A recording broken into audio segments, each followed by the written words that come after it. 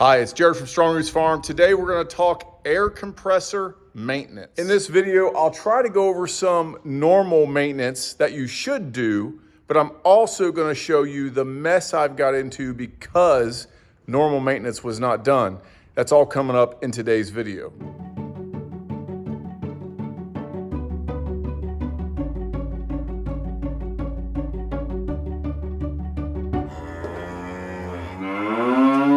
Okay, it doesn't matter what type of air compressor you have, the name brand. If you want a recommendation from me, Ingersoll Rand has been about the best air compressor that I've seen. They're a great company, but there are lots of companies that are good. If you are not using an air compressor on a daily basis for high pressure or for specific pressure that needs to be maintained, like auto painting, I don't think an air compressor is that necessary or that particular on the brand. You can skimp a little bit on brands because most brands are pretty high quality. That being said, I'm not going to recommend a brand to you today as far as what I think you should buy for your shop. I'm simply going to show you how to do some maintenance on it because I have got a mess on my hands. So laying on the floor in the wrong location, in the wrong direction, is the air compressor that was at this farm when I bought the farm. We have a Campbell Housefield, which if you're familiar with the brand is usually a lower end, cheaper brand, but it's a pretty good air compressor. I've used it for a year since I've been here. I tried to do the maintenance on it about 2 months after we got here. I knew that there were problems with it because I couldn't do the maintenance. I'm going to show you that in a minute. But I was not at a place where I could completely destroy this thing and tear it apart and put it all back together. Let me show you where it was. So this is the closet where the air compressor was. Got one wire coming in. They had some insulation up. There's some insulation board that was here, but we redid this wall when we built this lean-to. If you haven't seen that video, check it out. But it was in this closet. It was on an old skid, which is destroyed now and rotted away, so it's been there a long time. There was some insulation board underneath the skid, which I assume was to protect, kind of keep it warm from the concrete.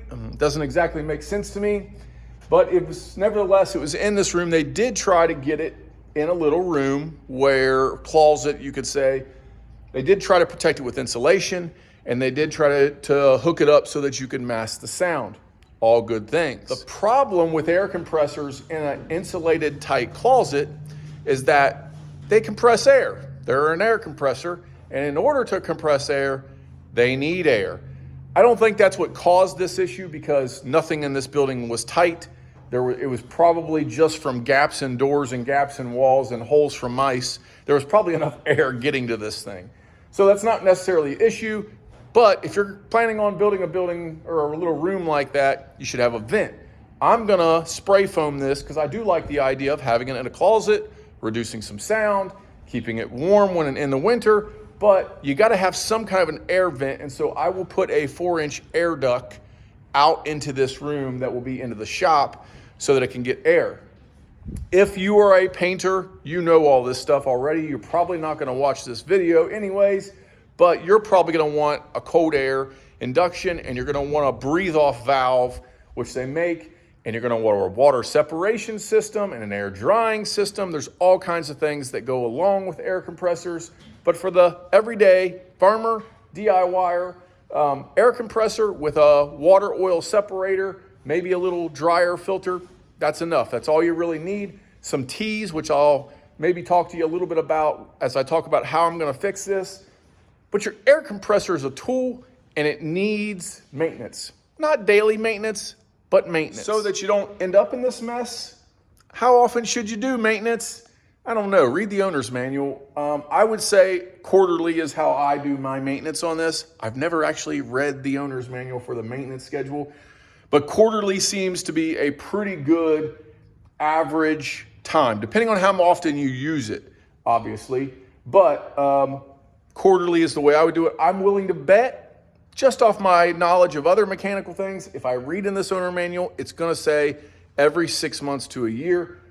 I recommend you do it quarterly. So But read your owner's manual. Everyone will have a different, PM schedule. And obviously there are industrial, large, high pressure air compressors that monthly PMs are required, but those are large factory style, not your everyday farm air compressors. So let's get into what was wrong. This is the bottom of the air compressor. Every air compressor has a bottom, and on the bottom should be a little drain valve. Looks something like this. It's a little confusing because you have to screw it in to release. And so what happens is this valve comes up when you screw this valve in, and it lets air and liquid come out of the bottom of this tank. So about a month, 2 in, I thought I'm gonna go ahead and check this because there was water coming out of the air line. There's no tees, there's no dryer, there's no separator. I already knew something was wrong. I drained it. You can stick a little wire up in here. I drained it, pressurized the tank completely and drained it completely overnight. Let this thing run. Come back out and there was still pressure in the tank because this was clogged. Stuck a wire in it. Kind of tried to get some air movement, more air come out, more water come out, puddles of water underneath this thing. So what I did helped, but eventually it clogged because of this. There is rust and gunk and buildup all in the bottom of this tank. So this is a 3-inch hole. It's not supposed to have a hole in it. I'm just pulling chunks of rust and calcium buildup and crud from inside this tank that it's not supposed to have. Also, it has a 3-inch cap on it that looks like this. Do not remove this when it's under pressure. Little safety tip, it even says it right there. But if your air compressor's in place, you probably can't read this, but don't remove this when it's under pressure. Completely bleed the pressure off your tank. You can take this cap out. This cap is where that plug goes. This cap has a female divot in it where this stuff is supposed to stay, and when you flush it in your PM schedule, your preventative maintenance schedule, this will empty out for you. It will empty out the liquid and keep your tank good and make it last longer. This was completely full. I had to dig it out with a screwdriver, clean it off the threads, brake cleaner, clean it all out of this. Obviously, this is not supposed to be like this. So I'm gonna stick my hand up in here, clean as much as I can out. I've never had one or seen one this bad. Before I've drained them, I've had a little bit of dirt in them. I've taken those plugs out before, and it was simply a nickel size amount of this kind of stuff. You wipe it out, you stick your hand in the tank, it's completely clean. I've never seen one this bad. I don't even know how you get this stuff in the tank. It's just simply rust and moisture buildup over time from this thing being out here in the shop where it wasn't heated, and it's never been PM'd. It's never had it drained. So if you keep your tanks, even if you don't have heat, it's okay. You can keep an air compressor in that kind of an area, or you can build you a closet that's insulated, put a little heat lamp in there if you want heat of some sort, put a little thermostat heat lamp, but you don't have to. You just have to do maintenance on it by releasing all the liquid out of it. The more that it gets hot, cold, if you have a shop that is not heated, like you have a wood stove in it per se, and you heat it when you're in there, but it's cold when you're not working, that's really bad and really hard on air compressors. It's okay, it's not gonna damage them. You need to do more maintenance though. If you're doing that during the winter, every month you need to be draining it, probably maybe every 2 weeks, depending on how much that is happening and how cold it is in your area. You need to do it more often though, that's the case. The hot and cold on steel is what builds up condensation and moisture, and it gets in this tank because it's pulling in air. So if it's got a cold tank on a cold concrete floor and you light a wood stove and then you suck in hot air into it, it's gonna condensate inside that tank, causing this. But as long as you drain it and you keep your PM going, this should not happen to you. So I kept cleaning a little bit and I was digging around and I actually found the manual, the guide for this thing. So this is the cast iron Advantage from Canberra Hausfeld. It had a 3-year warranty, does not That's another thing I'll recommend to you here in a second. It tells you how to maintenance it. So it has a little like oil filter. You have to check that these things have oil in them. You have to check the dipstick. I recommend quarterly. Has an air filter that you need to clean and change. You probably need to change it at least yearly, but that's really dependent on how often you use this thing, obviously. Try to check it, blow it out. There were bugs and everything else in that thing, so I'm cleaning that out now. I did clean that out when I got here, and it didn't seem awful, so those bugs are from me. Can't be 100% irritated here. But it has a little guide, and it tells you how to hook this thing up with air filters and oil water separators, depending on your application, none of which was here. If you have these, which I'll take you in and show you what I bought to put on this, but if you have this stuff, it will indicate to you if you have a lot of moisture in your tank, because moisture will end up either in your air hose or in these, and you can see it and remove it.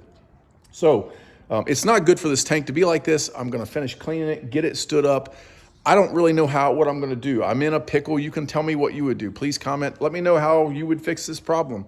I don't wanna put a water hose up in there and squirt and try to get that gunk out, because that's really bad to put water in that thing.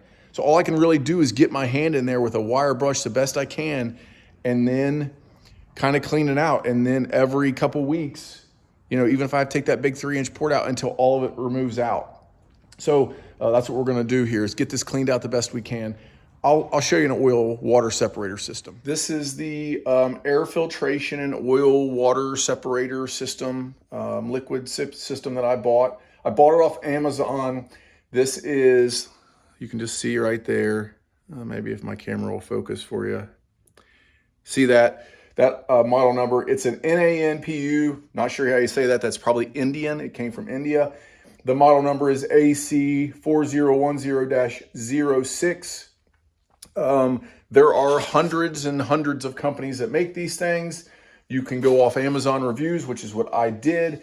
There are very good, I'm not a painter. My father-in-law, or my father and mother-in-law, they own a body shop, and I know a lot of friends that own body shops. They have very high tech. There are very high tech names for that. You don't need a high tech one for this. You don't need a 10-stage, $3,000 air filter like Dad has. You just need a filter. You just need that oil water separator, basic for your DIY or your farm garage, your homesteader garage, whatever. You just need the basic for that. So that's what you should put that on right after the tank. And I'm gonna show you here what happens with this tank. Coming out of the side of this tank, and every tank's gonna have this. This is where your air comes from. This has a 3-inch hole. So the bigger your tank is, the bigger that hole's gonna be. You should come out of that tank. Now, if you have to 90 because of where you're gonna put it or whatever, but as soon as you come out of that tank, you should put a T in like this, okay? This tank, this did not have it. This was sideways, sticking out like this. You should immediately put a T in with as long as pipe as you can get, up to 2 feet. And then at the bottom of it, put an air valve, just a simple on and off valve. The very first thing, you put a T. What that does is any liquid that comes out of the tank from air and condensation inside will fall. Before it goes into the airline, it will fall down into there, and you can bleed that off first. So that's the first avenue of defense from getting air in your lines and in your power tools. This will run power tools just like it run this tank. And so you'll have that T to bleed off pressure. Then you're gonna go in to that oil separator filter system that I showed you. Out of that, you can then go to whatever air system you want, whether you want to run ports along your shop or just one or a reel, whatever. But I recommend, if you have hose line more than 10 feet away from this tank that has temperature touching the hoses, obviously, everywhere that you have an exit port where you're going to hook in your tools or hook in hoses, you need another T.